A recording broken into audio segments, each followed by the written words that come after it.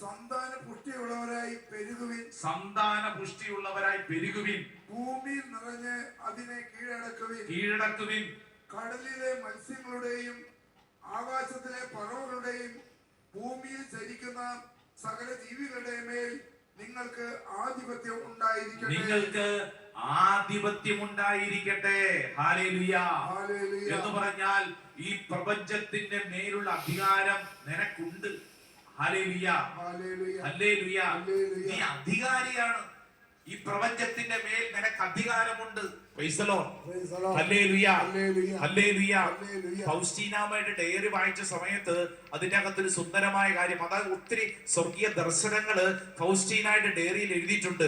അതിൽ എഴുതിയിരിക്കുന്ന ഒരു പ്രധാനപ്പെട്ട കാര്യം, ഈ പ്രപഞ്ചത്തില് ആദത്തിന്റെ ഹവ്വായുടെ ജീവിതത്തെ കുറിച്ചൊക്കെ പറയുമ്പോൾ ഈ പ്രപഞ്ചത്തിലുള്ള എല്ലാ മൃഗങ്ങൾക്കും സസ്യലതാദികൾക്കും എല്ലാത്തിനും മനുഷ്യരോട് ഒരു ബഹുമാനം ഉണ്ടായിരുന്നു.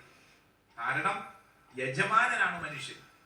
എല്ലാത്തിനും ഈ ജീവജാലങ്ങൾക്കും മനുഷ്യരോട് ബഹുമാനം ഉണ്ടായിരുന്നു. ഇപ്പൊ എന്തു പറ്റി? നമ്മൾ പാപം ചെയ്തതോടുകൂടി നമുക്കുണ്ടായിരുന്ന കൃപ നഷ്ടപ്പെട്ടു കഴിഞ്ഞപ്പോൾ ഈ ജീവജാലങ്ങൾക്കൊന്നും നമ്മളോട് ഒരു ബഹുമാനമില്ല. ഈ ജീവജാലങ്ങൾക്കൊന്നും നമ്മളോട് ഇപ്പൊ ഒരു സ്നേഹമില്ല. നമ്മള് ഇവയേക്കാൾ കെട്ട അവസ്ഥയിലാണ് നമ്മൾ പലരും ജീവിക്കുന്നത്. ഹെബ്രായ ലേഖനം 2-ാം അധ്യായം 7-ഉം 8-ഉം തിരുവചനം ഒന്ന് വായിച്ചേ. ബുക്ക് ഓഫ് ഹീബ്രൂസ്, ഹെബ്രായ ലേഖനം 2-ാം അധ്യായം, book of Hebrews chapter 2 verse 7 and 8. 2-ാം അധ്യായം 7-ഉം 8-ഉം തിരുവചനം. നല്ല ഒരു പ്രധാനപ്പെട്ട കാര്യം എഴുതിയിരിക്കുന്നു, വായിച്ചാലോ. ദൂതന്മാരെക്കാൾ അവിടുന്ന് തന്റെ ദൂതന്മാരെ കാറ്റും ശുശ്രൂഷകരെ തീനാളങ്ങളും ആക്കുന്നു. 2-ാം അധ്യായം 7-ാം തിരുവചനം. ദൂതന്മാരെക്കാൾ അല്പം താഴ്ന്നവനായി അങ്ങ് അവനെ സൃഷ്ടിച്ചു. മഹിമയും ബഹുമാനവും കൊണ്ട് അവനെ കിരീടമണിയിച്ചു. സമസ്തവും അവന്റെ പാദങ്ങളുടെ കീഴിലാക്കി. എല്ലാം അവന്റെ അധീനമാക്കിയപ്പോൾ അവന് കീഴ്പ്പെടുത്താത്തതായി ഒന്നും അവിടുന്ന് അവശേഷിപ്പിച്ചില്ല. എന്നാൽ എല്ലാം അവന് അധീനമായതായി നാം കാണുന്നില്ല. ഹല്ലേലൂയ. ദൈവം മനുഷ്യനെ സൃഷ്ടിച്ചപ്പോൾ ദൈവം ഈ പ്രപഞ്ചത്തിന്റെ മേലുള്ള അധികാരം മനുഷ്യനാണ് നൽകിയത്. ഈ പ്രപഞ്ചത്തിന്റെ മേൽ, ഈ പ്രപഞ്ചത്തിന്റെ മുകളിൽ ചവിട്ടി നടക്കാൻ എന്ന് പറഞ്ഞാൽ എല്ലാ പ്രശ്നങ്ങളുടെ മുകളിൽ ചവിട്ടി നടക്കാൻ നമുക്ക് ദൈവം അധികാരം തന്നിട്ടുണ്ട്. ഇപ്പോൾ ഈ പ്രശ്നങ്ങളെല്ലാം നമ്മുടെ തലയ്ക്ക് മുകളിൽ നമ്മളെ ചവിട്ടി നടക്കുന്നതാണ് സങ്കടകരമായ കാര്യം, അല്ലെ? സങ്കടകരമായ കാര്യം. സങ്കീർത്തനത്തിലോട്ട് ഒരു വചനം കൂടെ പഠിച്ചാലോ. സങ്കീർത്തനം 8-ാം അധ്യായം, ബുക്ക് ഓഫ് സാം ചാപ്റ്റർ 8, 8-ാം അധ്യായം അതിന്റെ 5-ഉം 6-ഉം തിരുവചനം. സങ്കീർത്തനം ചാപ്റ്റർ 8 വേഴ്സ് 5 and 6. 8-ാം അധ്യായം 5-ഉം 6-ഉം തിരുവചനം.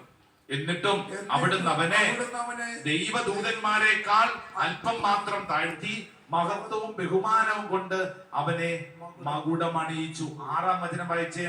അങ്ങ് സ്വന്തം കരവേലകൾക്കുമേൽ അവൻ ആധിപത്യം നൽകി. എല്ലാറ്റിനെയും അവന്റെ പാദത്തിൻ കീഴിലാക്കി. Hallelujah hallelujah. എല്ലാറ്റിനെയും അവന്റെ പാദത്തിൻ കീഴിലാക്കി. അങ്ങനെ നമുക്ക് അവകാശം നൽകപ്പെട്ട നമ്മുടെ ജീവിതത്തിൽ പാപകരമായ അവസ്ഥയിലൂടെ പോയപ്പോൾ സാത്താൻ നമ്മുടെ നിയന്ത്രണം ഏറ്റെടുത്തു. നമ്മൾ അടിമയായി പോയി. എന്നാൽ വിശുദ്ധ ഗ്രന്ഥം നമുക്ക് നൽകുന്ന വലിയ രക്ഷ, യേശു ക്രിസ്തു കുരിശിൽ മരിച്ചപ്പോൾ ആ കുരിശു മരണത്തിലൂടെ സാത്താന്റെ നാരകീയ ശക്തിയെ അവിടെ എന്നേക്കുമായിട്ട് നിഷ്കാസനം ചെയ്തു, നമ്മളെ രക്ഷിച്ചെടുത്തു. ഇപ്പൊ നമ്മള് യേശുവിന്റെ സ്വന്തമാണ്. വിശ്വസിക്കുന്നവര് പറഞ്ഞേ ആമേൻ ആമേൻ ആമേൻ.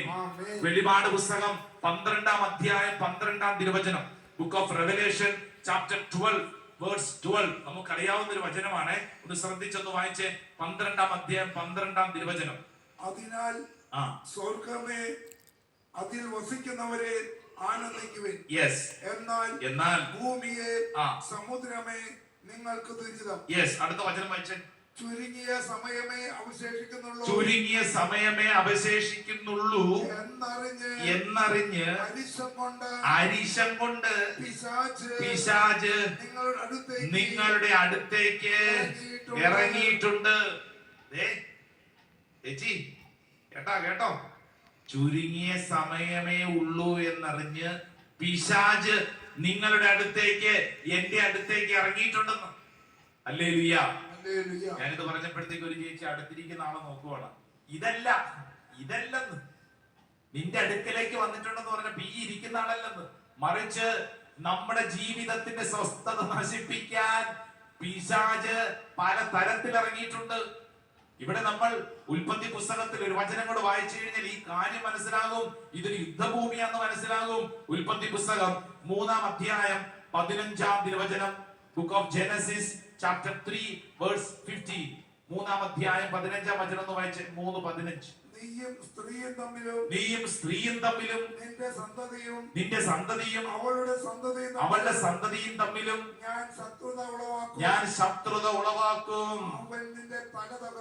അവൻ നിന്റെ തല തകർക്കും. ഹല്ലേലൂയ. ഒരു യുദ്ധമുഖം തുറക്കപ്പെട്ടു. സാത്താനെതിരായിട്ടുള്ളൊരു യുദ്ധം. എന്റെ പ്രിയപ്പെട്ട സഹോദരങ്ങളെ, ഈ ശുശ്രൂഷ സമയത്ത് ദൈവത്തിന്റെ ആത്മാവ് ആവർത്തിച്ച് നമ്മളെ പഠിപ്പിക്കുന്ന കാര്യം എന്താണെന്നറിയാവോ? നിനക്ക് ഈ ഭൂമിയിൽ ഒരു യുദ്ധഭൂമിയിലാണെന്നുള്ള അവബോധം വേണം. നിന്റെ ശത്രു ആരാണെന്ന് നീ അറിഞ്ഞിരിക്കണം. ശത്രുവിനെതിരെ ആയുധങ്ങൾ നീ ഉപയോഗിക്കണം. ഹല്ലേലൂയ. ഇപ്പൊ കയ്യിൽ ഒരു തോക്കുണ്ടെന്ന് വിചാരിച്ചോ, അത് പൊട്ടിക്കാനും നിനക്കറിയാം. പക്ഷേ ആർക്കെതിരെയാണ് പൊട്ടിക്കേണ്ടെന്ന് അറിയാൻ പാടില്ലെങ്കിൽ എന്ത് കാര്യം? കയ്യിൽ തോക്കിരിപ്പുണ്ട്, ആയുധം കയ്യിലുണ്ട്, വെടിവെക്കാനും അറിയാം. ഇത് ആർക്കെതിരെ വെടിവെക്കണമെന്ന് അറിയാൻ പാടില്ലെന്ന്.